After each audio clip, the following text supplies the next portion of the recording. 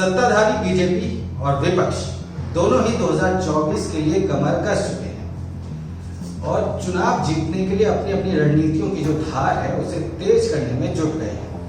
ये तो आप में से कई लोगों को पता होगा कि विपक्षी पार्टियों में कौन कौन सी पार्टियां और कौन कौन से नेता शामिल हैं, लेकिन जब बात आती है बीजेपी की तो उनके जो सहयोगी दल हैं उनके बारे में लोगों को पता नहीं चल पाता। वो राजनीतिक दल बीजेपी की छाव में नजर नहीं आते। ऐसे में बाहर से देखने पर यही लगता है कि बीजेपी अकेले मैदान मार रही है। तो आज की इस वीडियो में हम उन पार्टियों के बारे में बात करेंगे, राजनीतिक दलों के बारे में बात करेंगे जो बीजेपी का सहारा बनी हुई है। बीजेपी ने 18 जुलाई को एनडीए के सहयोगी दलों की बैठक बुलाई है। बीजेपी अपने पुराने साथियों और सहयोगियों के साथ राज्यों के छोटे दलों को अपने साथ लाने की कोशिश में जुट गई है। एकजुट होते विपक्ष की कार्ड बीजेपी को छोटे दलों में दिखाई दे रही है।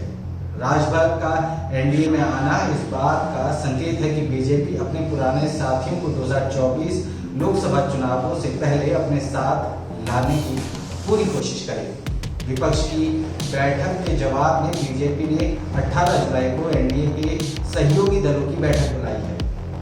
बीजेपी अपने सभी पुराने दलों को बैठक में शामिल होने के लिए न्योता दे रही है।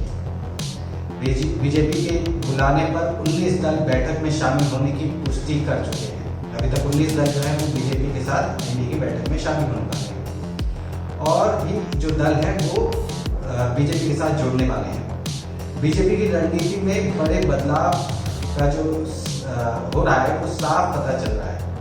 इस बैठक के लिए कुछ ऐसे दलों को भी इनविटेशन दिया गया है, बुलाया गया है जो एनडीए के करीबी है लेकिन गठबंधन में शामिल होने को लेकर अभी तक फैसला नहीं ले पाए।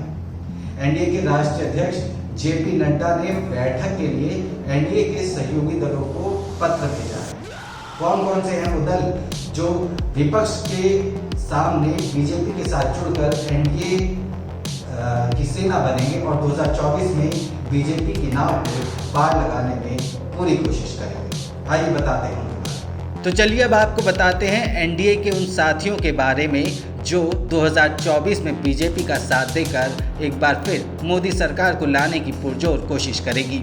जननायक जनता पार्टी हरियाणा में बीजेपी के साथ सरकार में शामिल जेजेपी को न्योता भेजा गया है। जेजेपी के दुष्यंत चौटाला हरियाणा सरकार में डिप्टी सीएम है।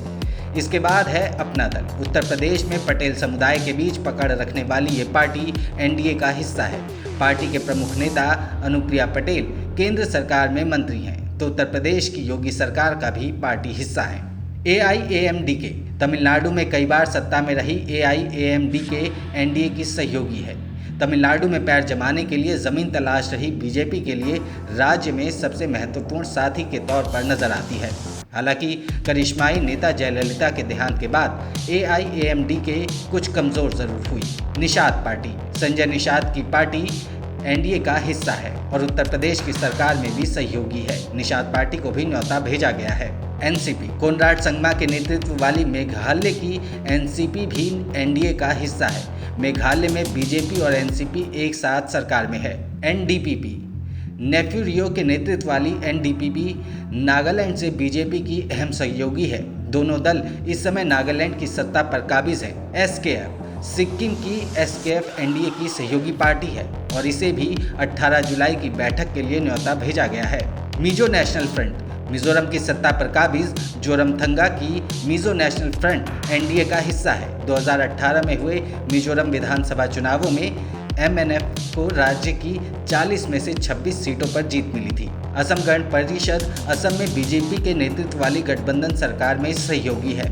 2019 के लोकसभा चुनावों में असम गण परिषद ने 3 सीटों पर चुनाव लड़ा था, लेकिन एक में भी जीत नहीं मिली थी। असम गण परिषद कई बार एनडीए से बाहर जाने की चेतावनी देती रहती है। चलिए अब बात करते हैं उन पार्टियों की जो बीजेपी के साथ हाल ही में जुड़ी हैं। शिवसेना शिंदे गुट अटल बिहारी वाजपेयी के ज़माने से एनडीए का हिस्सा रही शिवसेना की राहें पिछले महाराष्ट्र विधानसभा चुनावों के बाद अलग हो गई थी। उद्धव ठाकरे ने कांग्रेस और राष्ट्रवादी कांग्रेस पार्टी के साथ महाविकास अघाड़ी बनाई, लेकिन बीते साल शिवसेना में बड़ा विद्रोह हुआ और एकनाथ शिंदे के नेतृत्व में पार्टी के 40 विधायकों ने अघाड़ी सरकार का विरोध किया। उद्धव ठाकरे ने इस्तीफा दे दिया और एकनाथ शिंदे बीजेपी के साथ मिलकर सरकार में आ गए। अब एकनाथ शिंदे गुट एनडीए का हिस्सा हैं और 18 जुलाई को होने वाली बैठक में इन्हें भी न्योता भेजा गया है। अजीत पवार की एनसीपी। महाराष्ट्र की राजनीति में बड़ा असर रखने वाली शरद पवार की राष्ट्रवादी कांग्रेस पार्टी में इसी 2 जुलाई को बगावत हुई और अजीत पवार के नेतृत्व में पार्टी का एक धड़ा एनडीए में शामिल हो गया। अजीत पवार को महाराष्ट्र सरकार में उप मुख्यमंत्री बनाया गया। इसके अलावा एनसीपी के 8 विधायकों ने भी मंत्री पद की शपथ ली थी। एनसीपी के अजीत गुट को भी बैठक में निमंत्रण भेजा गया है। ओम प्रकाश राजभर। यूपी में राजभर समाज में पकड़ रखने वाले ओम प्रकाश राजभर भी एनडीए में शामिल हो गए हैं। यूपी में राजभर समाज में पकड़ रखने वाले ओम प्रकाश राजभर भी बीजेपी के साथ आ गए हैं। अमित शाह ने 16 जुलाई को इसकी घोषणा की थी। राजभर के आने से यूपी में एनडीए को मजबूती मिलेगी। एनडीए में शामिल होने के बाद राजभर ने एक न्यूज़ चैनल को बातचीत में बताया कि विपक्ष में कोई दम नहीं है, इसलिए वो एनडीए में शामिल हुए हैं। पवन कल्याण की जनसेना पार्टी। आंध्र प्रदेश में जनसेना पार्टी के प्रमुख पवन कल्याण भी एनडीए के साथ बैठक में हिस्सा लेंगे। पार्टी ने बताया कि उसे बैठक में शामिल होने के लिए निमंत्रण मिला है। पवन कल्याण एनडीए के सहयोगी रहे हैं। उन्हें चंद्रबाबू नायडू की टीडीपी का भी करीबी माना जाता है। चर्चा ये भी है कि बीजेपी चंद्रबाबू नायडू को भी एनडीए में लाने की कोशिश कर रही है। लोक जनशक्ति पार्टी। एलजेपी के नेता चिराग पासवान को भी बैठक में शामिल होने का न्योता मिला है। जेपी नड्डा ने चिराग को भेजे पत्र में एलजेपी को एनडीए का अहम सहयोगी बताया है। इस बीच केंद्रीय गृह मंत्री नित्यानंद राय 2 बार चिराग पासवान से मिल चुके हैं। चिराग पासवान खुलकर पीएम मोदी का समर्थन करते रहे हैं। हालांकि निमंत्रण मिलने के बाद अभी तक उन्होंने बैठक में शामिल होने को लेकर बात नहीं कही है। लोक समता पार्टी।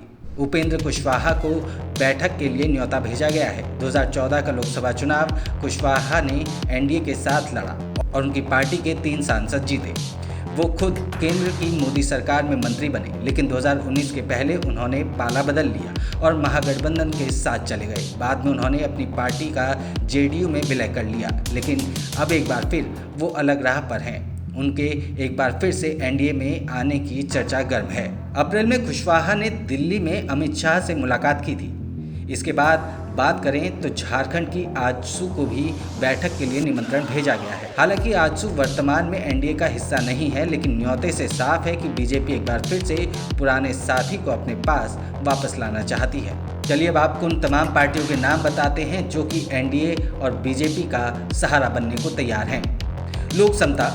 उपेंद्र कुशवाहा की लोक समता पार्टी, जीतन राम मांझी की हिंदुस्तान अवाम मोर्चा, संजय निषाद की निर्बल इंडियन शोषित, हमारा दल अपना दल, निषाद पार्टी, अनुप्रिया पटेल का अपना दल, हरियाणा की जननायक जनता पार्टी, आंध्र प्रदेश की जनसेना, तमिलनाडु की AIAMDK, तमिल मनीला कांग्रेस, झारखंड की आजसू, कुनराड संगमा की एनसीपी, नागालैंड की NDPP, सिक्किम की SKF, मिजोरम से मिजो नेशनल फ्रंट, असम से असम गण परिषद, ओम प्रकाश राजभर की सुहेलदेव भारतीय समाज पार्टी, शिवसेना का शिंदे गुट, एनसीपी का अजीत पवार गुट। तो ये हैं वो तमाम दल जो बीजेपी के साथ आकर 2024 के लिए रणनीति तैयार करेंगे और इनको बीजेपी के राष्ट्रीय अध्यक्ष जेपी नड्डा ने बैठक के लिए बुलाया है। बैठक में ये तमाम पार्टियां शामिल होंगी, मिलकर ये तय करेंगी कि किस तरीके से विपक्ष की जो भी रणनीति है उसको फेल किया जाए। देखना होगा कि कौन सा गुट ज़्यादा आगे निकलता है, एनडीए या फिर विपक्ष की वो पार्टियां जो एक साथ खड़ी हैं। फिलहाल के लिए इतना ही। कैसी लगी आपको ये जानकारी हमें कमेंट करके ज़रूर बताएं।